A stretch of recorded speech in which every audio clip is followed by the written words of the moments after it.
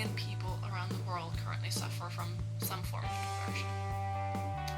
Um, so there are different forms of depression, including seasonal, major depressive disorder, clinical, manic depression, postpartum. So when you've been pregnant and you have a baby, you might have postpartum depression. You just might have like a shorter time of depressive mood.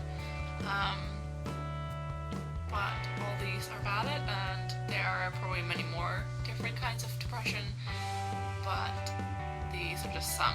There is quite a lot of us who have depression. So yes, I do have depression. I have what is called major depressive disorder, so I have it pretty much for the rest of my life, and it has not always been easy, but I've now learned to kind of live with it. I'm still learning, I'm still finding ways to live with it, so it's always a journey, I guess. So the definition for depression would be, it's a mood disorder that causes a persistent feeling of sadness and loss of interest. It affects how you feel, think and behave.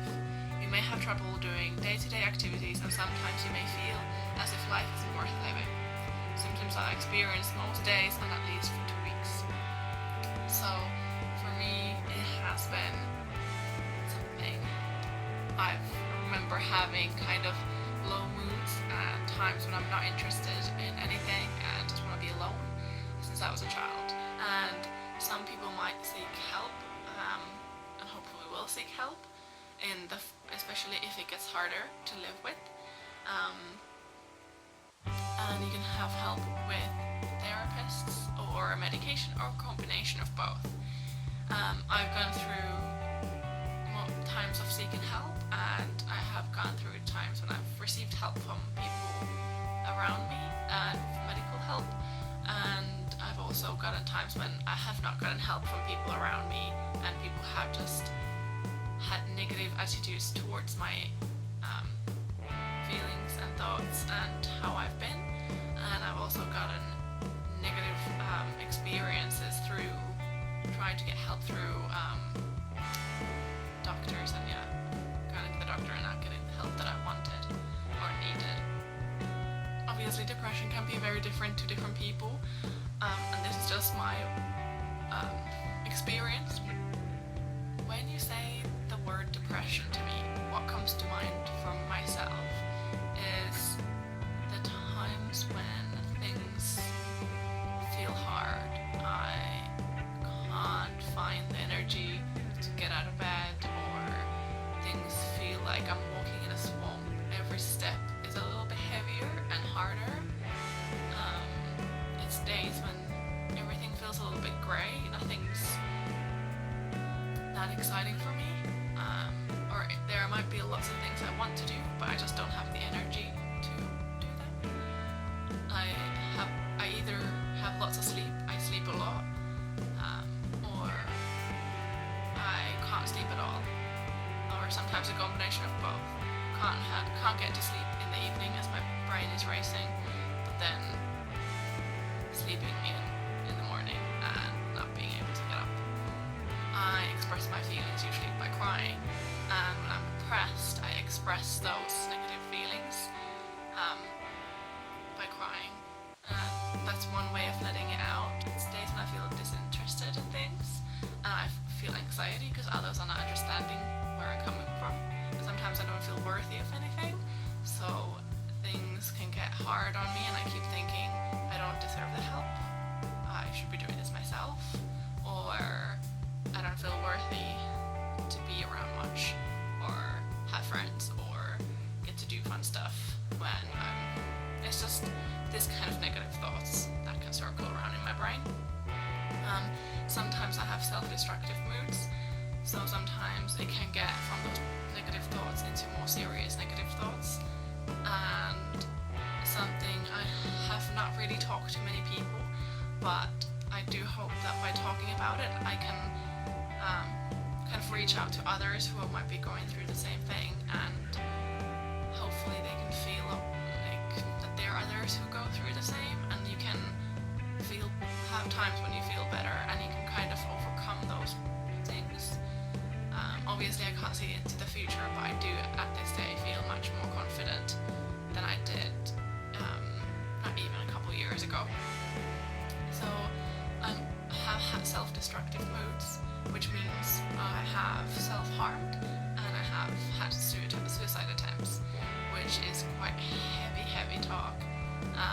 And I'm not having those thoughts as much nowadays.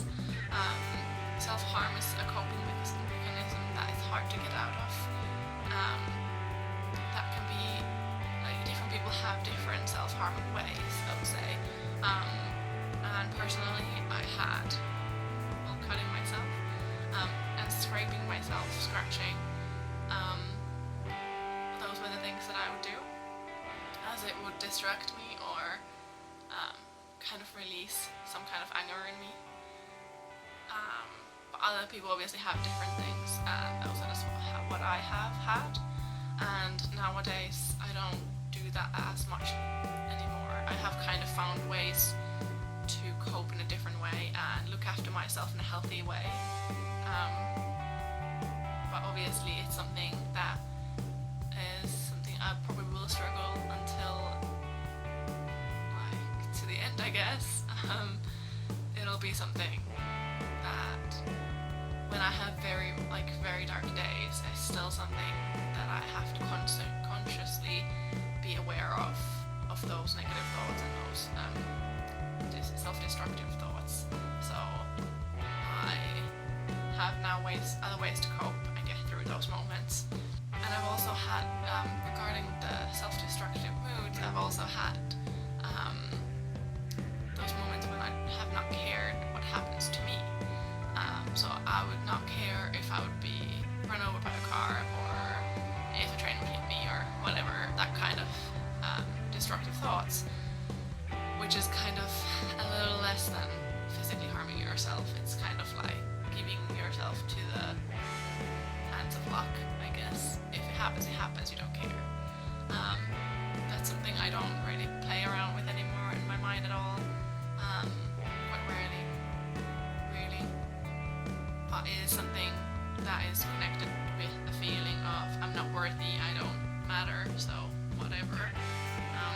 But this is all something that I've had to train my brain again, kind of, to deal with and to get through those darkest moments, I guess. And yeah, suicide attempts, that's something I mentioned.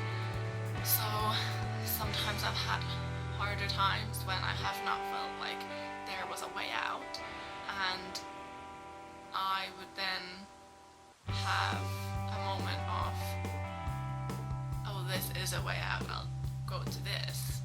And luckily I have gotten through those moments and I'm still here. And to me, by sharing that, I do really hope to reach other people who might have those thoughts, and I'm always happy to give support, like have constructive conversations about this. Obviously, if I'm myself in a low point, it's very hard for me to be helpful for others, because that can just bring myself down even further. And in those kind of cases, I would suggest to talk to someone who's a therapist, or there are lots of online chats, or you can call on a phone, different numbers that you can then find someone to talk to who can be there for you and is strong enough to be there for you.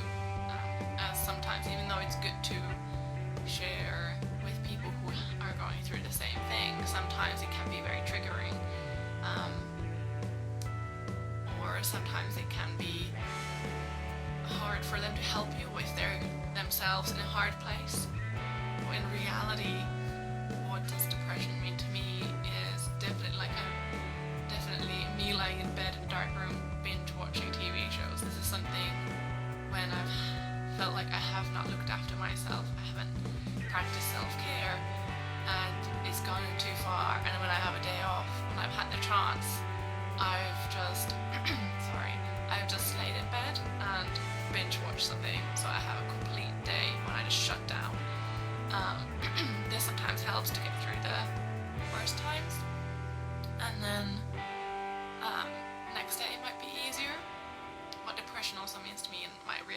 real life is not eating properly.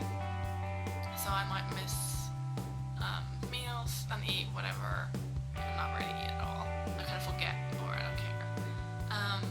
Which is something, again, I've had to kind of through routines and just training yourself kind of to get used to, oh, I have to have breakfast, lunch and dinner. It's also a lot of, if I'm in public situations or I have to go and do stuff and just live normal life, even though I'm being depressed, it can be like crying in public bathrooms, because it gets too much and you just kind of need to get away.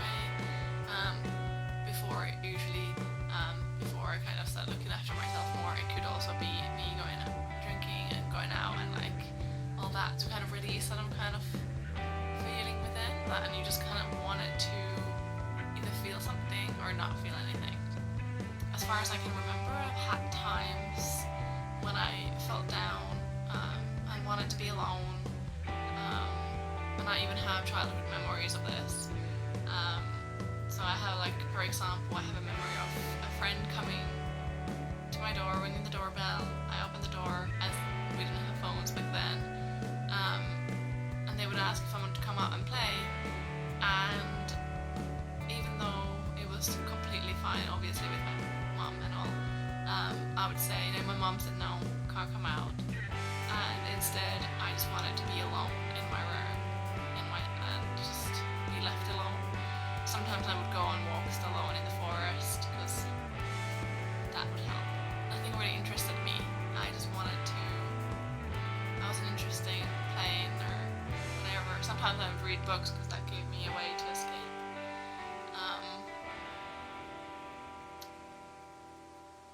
And when I was a teenager, it kind of just hit me harder. All the lows and whatever. And I was really struggling with different things anyway, like including my sexuality. I wasn't sure if it was okay to like girls too, if I was liking girls, was it okay to like boys? So it's kind of like a weird time for me to figure out stuff, and a lot of stuff was going on. I was fighting a lot with my mom, and it was just not a great timing, I guess, for things, so I didn't know how to deal with things on my own. But when offered help, I wouldn't really want it. I wanted to figure it out on my own. One thing that really helped was I would take walks on my own in the forests. I would just walk to the woods and walk around, have a thought about, think about things. And I guess walking also, because it does release endorphins when you're moving, when you're active. So endorphins kind of make you feel good. So I guess that's one reason why that helped as well. So if I just willed myself to go out, it was my way of also escaping kind of reality in a way. Like I just got a moment to go somewhere on my own and not deal with stuff at home or whatever. Sometimes it wasn't enough as a teenager anymore. As a kid, I would go all the time and just be on my own. I could kind of deal with it, but as a teenager, things got a bit too much, which kind of, was hard for me, as I didn't want to accept any help if it was offered, and I didn't know how to ask help when I would have needed it. Most of the time, I was just kind of finding it hard to accept that anything was wrong, really, and I would pretend everything was fine, everything was okay. I'd keep going, and things would kind of just work themselves out, which kind of didn't work for me, as I found out on my last year of high school. But there's more to that story in my blog. This is a topic that can get quite heavy when talked about, but it's something that is not talked about enough, and I do feel that should be talked more. I have always felt like it's something that I've learned to live with in private. Haven't shared too much of my story to everyone.